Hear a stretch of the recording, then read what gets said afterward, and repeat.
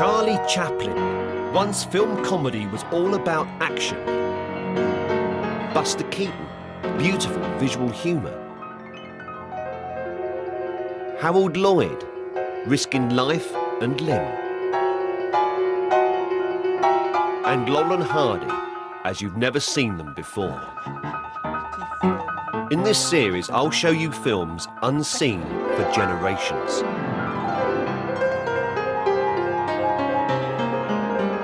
I shall be crisscrossing Europe to bring you the finest prints, the best musical accompaniment, and in my opinion, the funniest comedians in the world. Welcome to the world of silent comedy.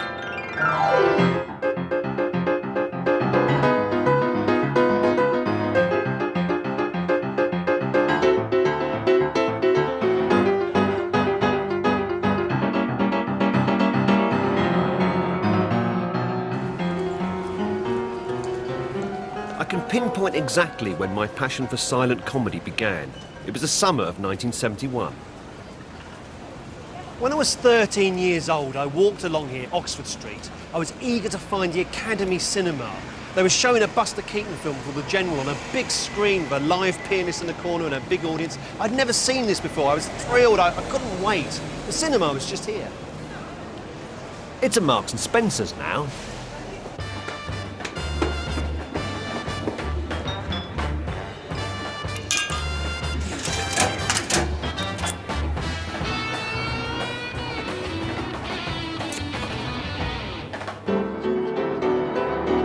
I stepped inside the cinema and suddenly realised that here was a completely magical art form. Live music was driving the film forward. I loved every inch of it. The phenomenal timing.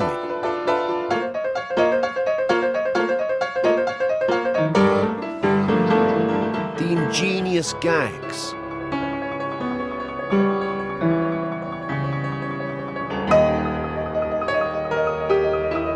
And the sheer scale of the ambition.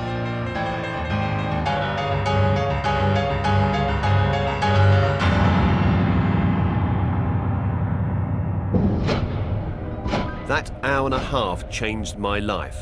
I knew what I wanted to be. I came out of the cinema and I was floating on a cushion of joy.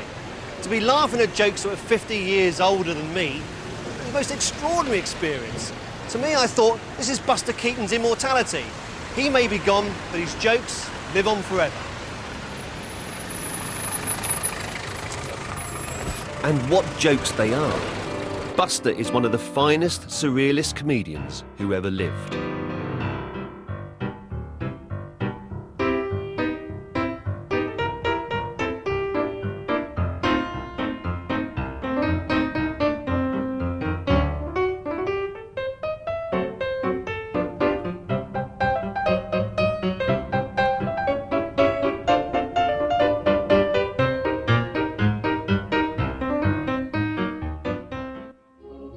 And Buster was also a superb acrobat. Nobody else could fall like him.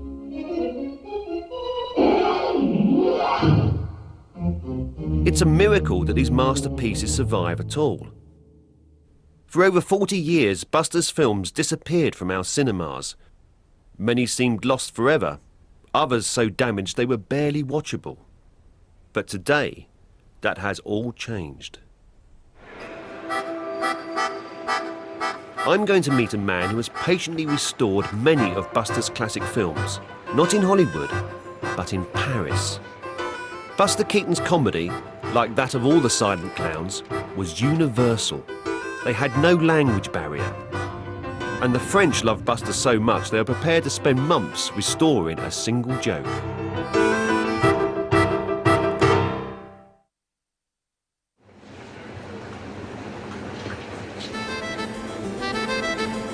And France has a place in Buster's story for another reason.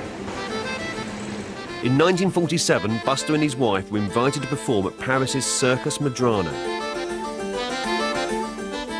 Buster was unsure how the French would react to an American silent comic, and it was 30 years since he'd been on stage. To Buster's huge delight, the audience loved him. To packed houses, he performed some of his favourite sketches.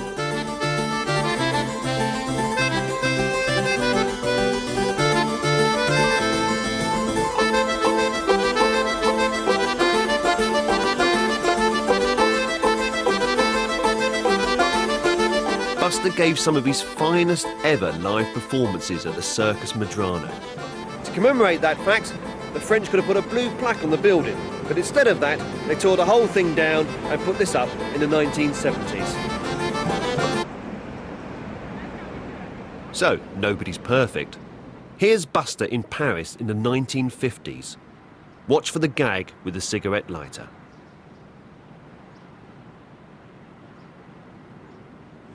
One of the things I love about Buster Keaton is his use of surrealism. He takes an ordinary situation and just somehow makes it slightly different. He changes the reality of it, so it at first looks normal, but then when you look again, you realise that something terrible has really happened.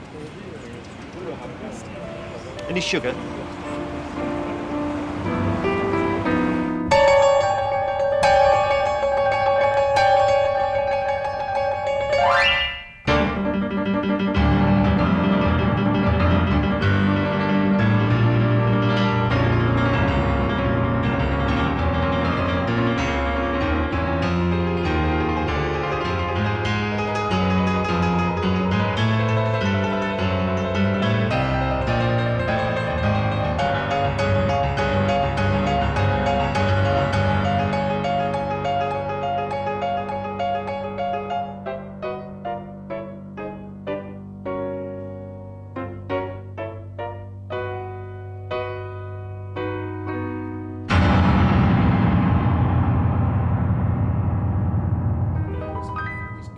I often find other comedians are Keaton fans, like Terry Jones of Monty Python. See if you can spot Buster's surreal influence.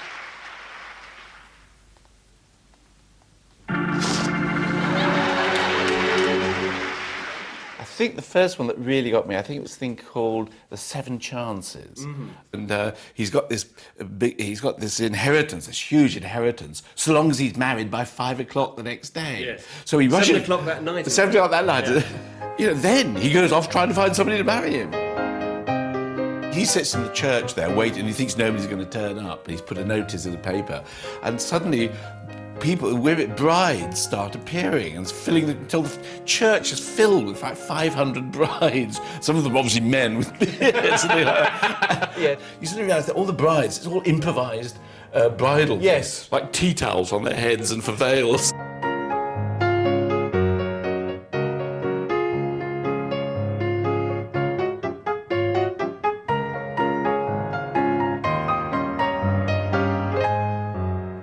Have a big influence on you, Keaton? Oh, absolutely, yeah. No, I mean, it's like, you know, I really just wanted to make Buster Keaton films again. It's getting him, that's the difficulty. Yeah, that's the difficulty. No, definitely, I think it was this... I think also with Keaton, it was the realisation that comedy didn't just have to be funny, it could be beautiful as well.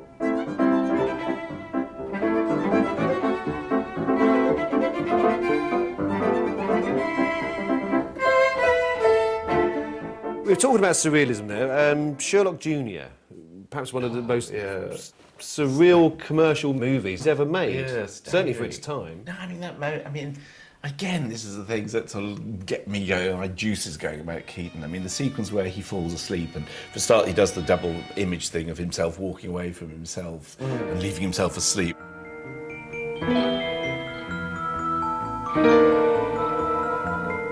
At the time, 1924, audiences would have looked at that and have just been astonished. Yeah, I mean, it was amazing. Buster, the projectionist, dreams he can join the film.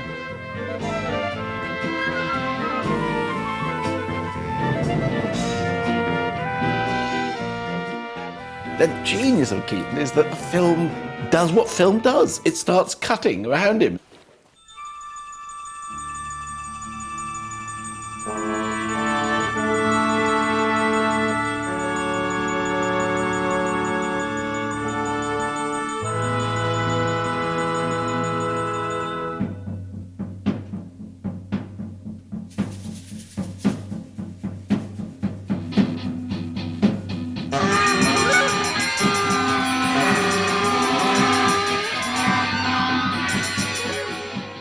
such a joy to watch Keaton. That's why I love the Keaton films. He's beautiful. Surrealist, artistic, beautiful. Clearly you'd expect Buster's finest work to be here in the Louvre, one of the largest art collections in the world. Home, of course, to that world-famous sculpture, the Buster de Mila. When I tell people that I believe that silent film comedy is a major art form, many are baffled. The problem is how the films are shown. In an appropriate setting like this, then art warms the soul. But so often in the past, silent films on television have not been shown to their best advantage. The modern-sized TV means that you have to crop some of the pictures so you lose the outer image. Then, of course, you may not get the original, but instead, a poor copy. And quite often, they turn out like this. And unbelievably, some of those copies then suffer with heat damage. So, as you can see, well, here's one, in fact, that I made earlier. There we are. But of course we haven't got the scratches, so in they go. Down there, another one there, and just one, excuse me, just there. Can you tell what it is, yes? So, rather than comic masterpieces, some people think of silent comedy as looking like this. Watching terrible prints projected at the wrong speed on small television screens with an inappropriate honky-tonk piano score reduces silent films to a bewildering succession of barely comprehensible actions involving big men in large fake beards being kicked up the arse in a monotonous fashion. Now see how it can look.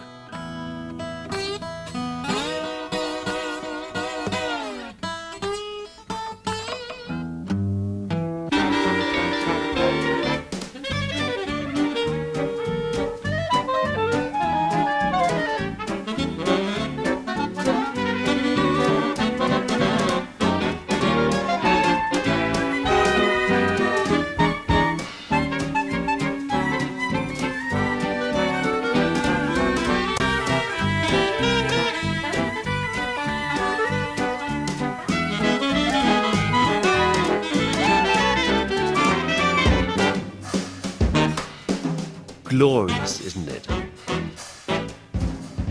I'm a passionate believer in silent comedy, and I want to share this forgotten art form with a new generation. Over the past few years, I've crisscrossed Britain sharing my favourite pieces of silent comedy, giving audiences the chance to see Buster on the big screen, as I first did, with live, improvised music. Thank you very much indeed. So shall we have a round of applause for Mr. Neil Brand on the piano at this point?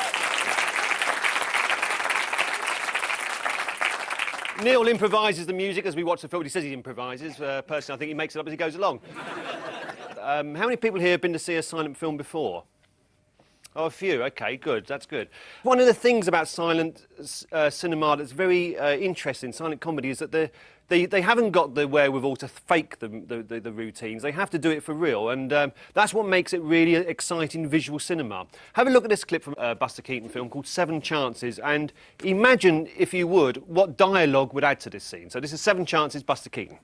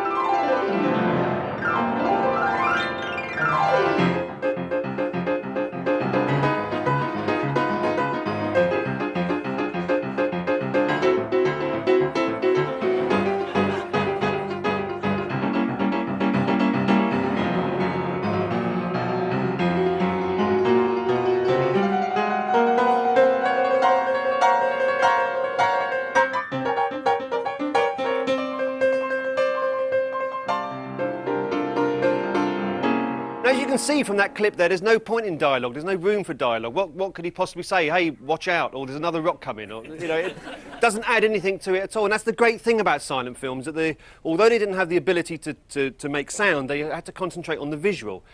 Now, it's a good example there of Buster Keaton always striving for authenticity in his jokes. He could have done that in a various number of ways. Instead of one long shot, you could have had close-ups of him dodging, close-ups of rocks. It wouldn't have been anything like as effective.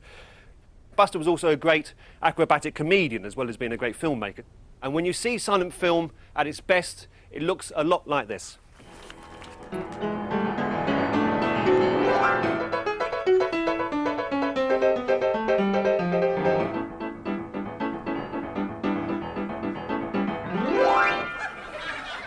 Always makes an audience gasp because he's flying horizontally out of the screen. I always wonder what happens the next bit, you know, if you sort of had the camera along here, does he let go? Does he land on the roof of the cab? The man to ask is Vic Armstrong. He's been everyone from James Bond to Indiana Jones. The most prolific stuntman in the world.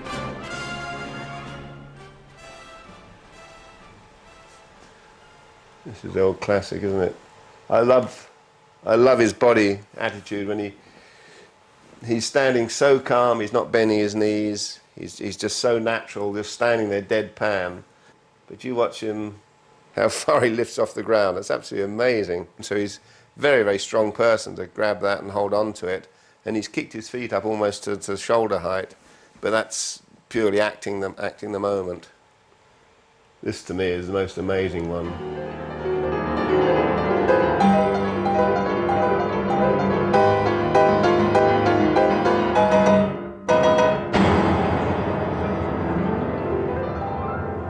There is a commercial I've been watching in the States actually that is a parody of this today, but even the guy that does that, he must have probably 2 or 3 foot each side around him, and I believe in this one there was about 2 inches of space either side.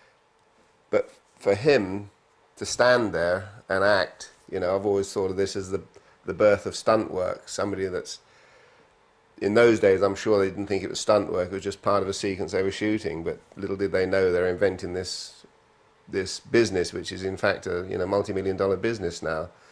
And they came up with these original ideas, not only to perform them, rig them, but to perform them as an actor and not as a stuntman. So let's watch his face, he doesn't move. Absolutely not a nod, he's just acting away, rubbing his eyes and shaking his head. There's no look up, there's no flinch, there's nothing. It's absolutely an amazing feat of nerves. If I was doing this stunt, I would be, every time I'd be looking at the ground, I'd be looking up, I was saying, are you sure we've measured this correctly? Let me just measure it once more. It would be just not trusting your own judgment, because that is terminal. If that went wrong, he's dead. There's no question about it. Oh, the stunts of the silent era are far, far more dangerous now today.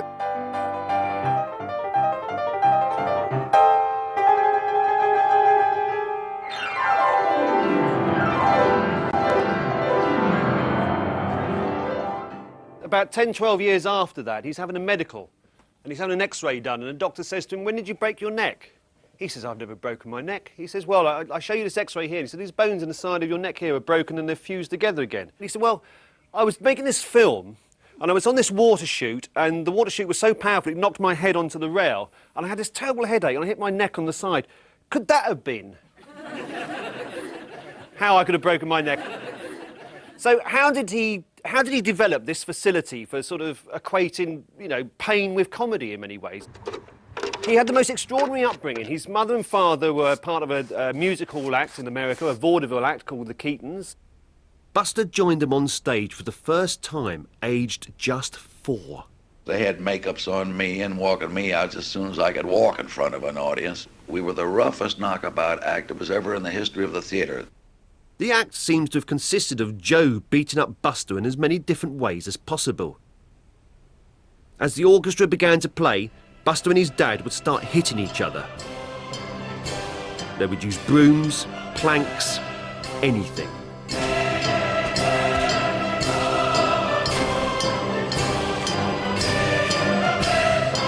His father sometimes sews a little suitcase handle into the back of his coat so he can pick him up like this and throw him across the stage. And Buster does this, he's quite happy with this. There's hecklers in the audience one night, his dad picks him up and throws him in the audience. It's all true, it all happened, and Buster, you know, loved the act. If Buster resented his dad's beatings, he never admitted it. Instead, Buster paid Joe Keaton to star alongside him. Here they are, loving father and son, together on screen.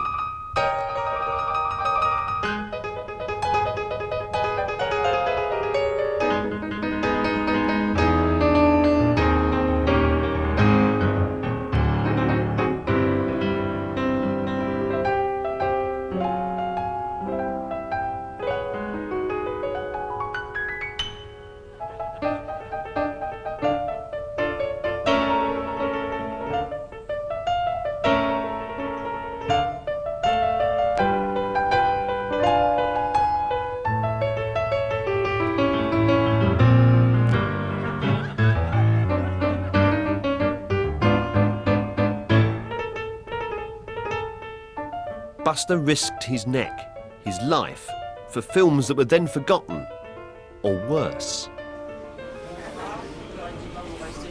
This is silver nitrate. It was used in silent films as a light-sensitive coating. When the talkies emerged, silent films were considered obsolete, and some producers actually melted down their films in order to extract this silver nitrate, worth approximately $15 a feature film. It doesn't make me laugh, it has no sense of comic timing, and yet some producers actually thought that this stuff was more valuable than some of the finest silent comedies ever made. Tell us a joke. Nothing.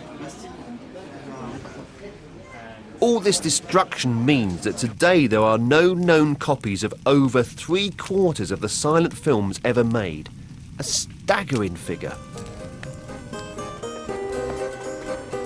Thankfully, from attics and cupboards across the globe, lost films are still being rediscovered.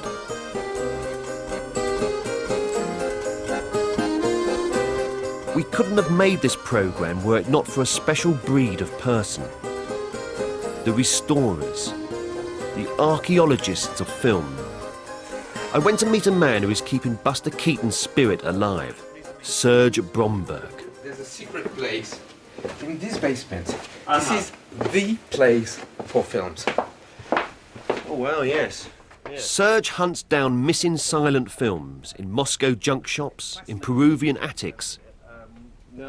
He can never rest because old film chemically self-destructs. If we find them in 5 years or 10 years, maybe it'll be too late. It's really a race against time. For example, here you have a clip of a little bit of film that is decomposed. Oh, yeah. So you do not see much, but when you unwind it, listen to the noise. It's you hear. Yes. And if you watch the image is actually really melting. Yes. I mean, there's no frame anymore. Yes. The film is sticky, and it's really terrible. And decomposition lasts about 1 year. So probably in 6 months, this film is just powder. Thankfully, Serge has saved many unique films before they crumble to dust. Ever taped a film off the telly and missed recording the last 5 minutes? Well, one of Buster's films, Hard Luck, is a bit like that.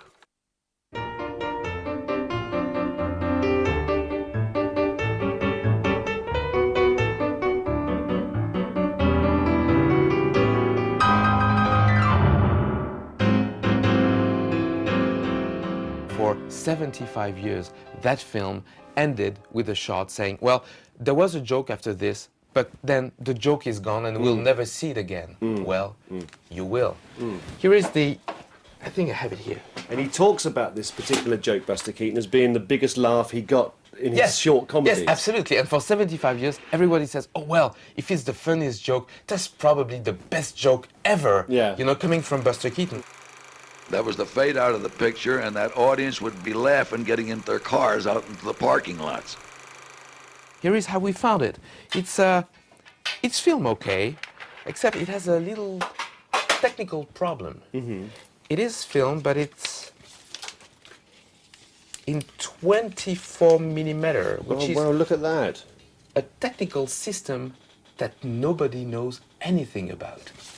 And to preserve it, we've had to make up some kind of device, special device, only for 20 meters of film. But the joke is back. Watch this, okay. Okay. To restore the film, Serge's team first take a digital picture of each separate frame. You see that tear? Whatever is missing on one frame can be substituted with what survives on another. Anyway. Now we have it perfectly steady, we have it with the less scratches possible. And now, a Buster Keaton joke no one under the age of 75 has ever seen. So that we had in the previous version, and now here we are, finally after several years, Buster resurfaced.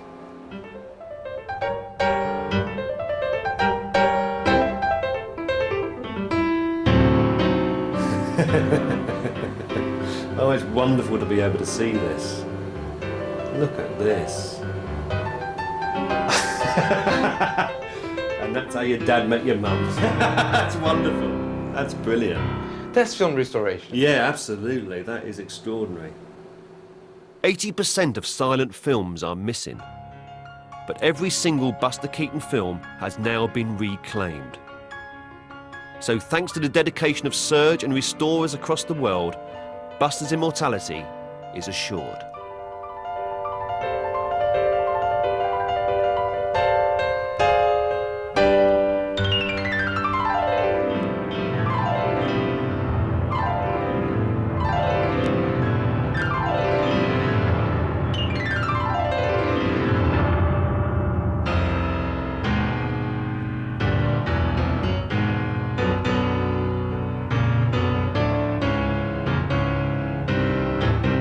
In the early silent days, nobody thought of the film's longevity. Film it, sell it, move on, that was how it was done. And it was just this world that Buster stepped into in 1917. In New York, he bumped into superstar movie comic Roscoe Fatty Arbuckle, who had been impressed by Buster's stage performances. He invited Buster to join his film company, and so Buster launched his career standing on the shoulders of a giant. This is Buster's first film appearance. He's been buying sticky molasses in Roscoe Arbuckle's shop.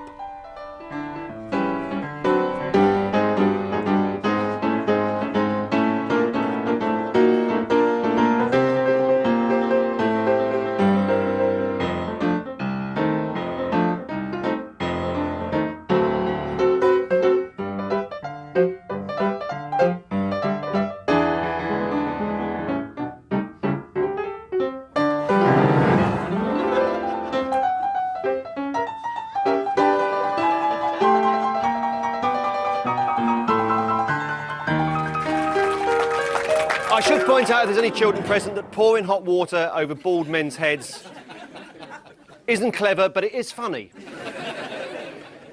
Roscoe Arbuckle became a mentor for Buster Keaton, and Buster was a very quick pupil and learned a lot from Arbuckle very quickly. And Buster was also fascinated by the camera.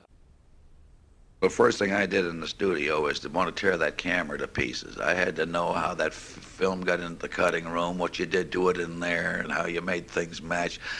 The technical part of pictures is what interested me. Soon Buster was not only acting, but also directing films. From his earliest days as a director, he loved manipulating reality. Here's a camera trick. This is definitely Buster's idea, and nobody at the time could quite figure out how he did it. So here's a quick extract from a film called Moonshine.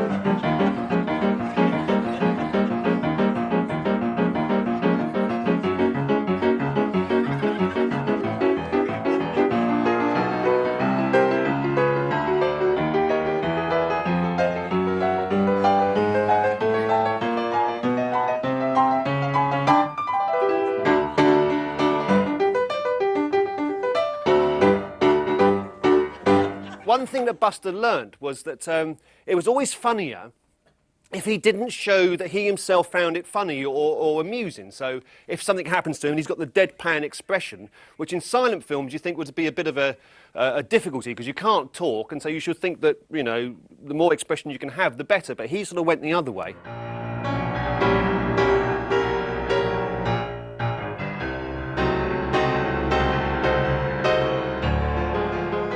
Buster's expression barely changes, but his eyes reveal his total bewilderment.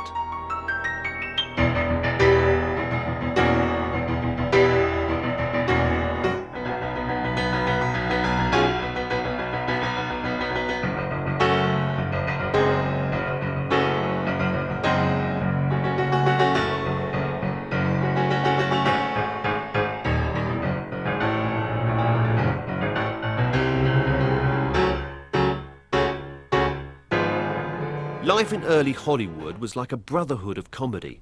Buster Keaton was friends with Roscoe Fatty Arbuckle, who was also good friends with Charlie Chaplin.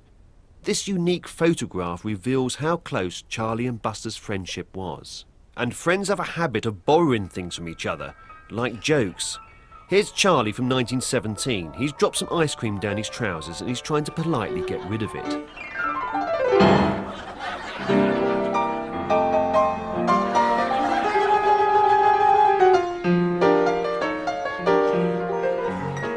And now Buster in The Cook, a year later, the same gag. Even the woman looks the same. Now, we've got 3 examples coming up now of exactly that kind of thing, of a comedian coming up with a gag, another comedian seeing it, improving it, perhaps changing it, personalising it, and then the other comedian coming back and grabbing it again. So basically we've got Buster Keaton in The Navigator, first of all, which is 1924. Then we have Charlie again in The Gold Rush, and then we have Buster Keaton in The General, 1927. Basically the joke is, how do you get away from something that's pointing at you?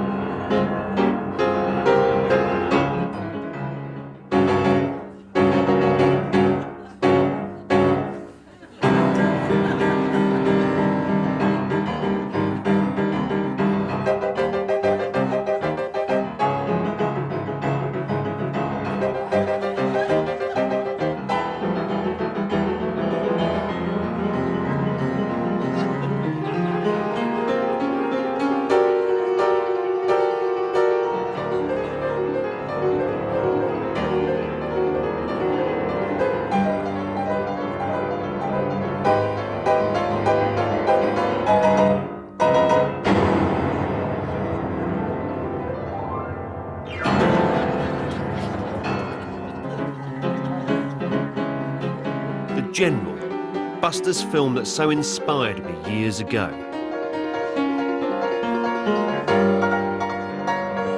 Perhaps, maybe I've passed on my passion for Buster Keaton like a comic baton to a new generation.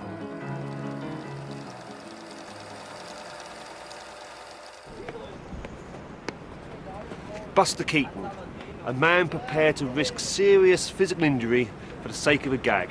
If he saw these steps here, he would feel compelled to throw himself down them. And in tribute to him, I shall walk down. Now let's enjoy a complete Buster Keaton film, The Goat. It has everything that makes Buster unique: surrealism, acrobatics and beautifully crafted jokes. If I were asked to choose one Buster Keaton short to show on television, it would be The Goat. And I was. So here it is.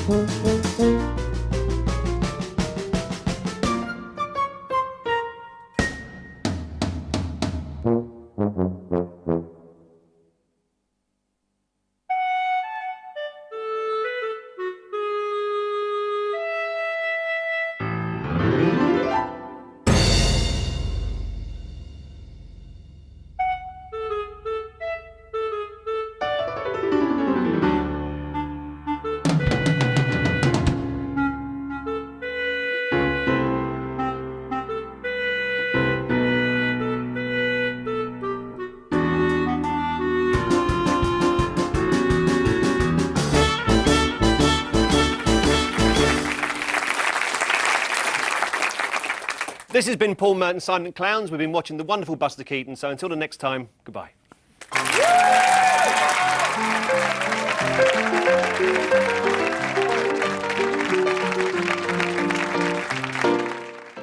Paul Mертon Merton on Charlie Chaplin next Thursday at 9.